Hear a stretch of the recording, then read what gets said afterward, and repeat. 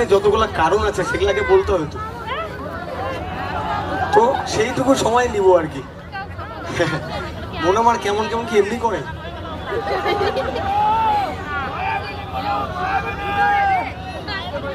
একটা রিকোয়েস্ট সবার কাছে হাত জোর করে, কেউ সিরিয়াস ভাবে আমাকে দেখো না প্লিজ, মানে একদম এত সিরিয়াস ভাবে প্লিজ দেখো না, একটু হাসো সবাই, হাসো।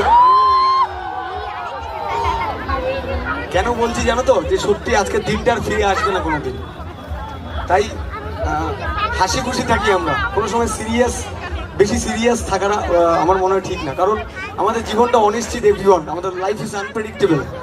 1 মিনিট পরে কি হবে আমরা কেউ জানি না, আগামীকাল ঘুম থেকে উঠবো কেউ জানে?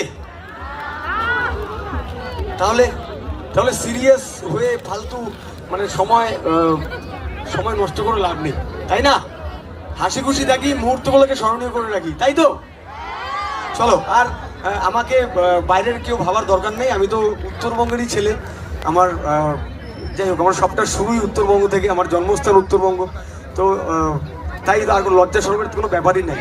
সবাই এখানে নিজের মানুষদের সামনে পারফর্ম করবো আর একসাথে অনেকটা আনন্দ করবো, ঠিক আছে তো?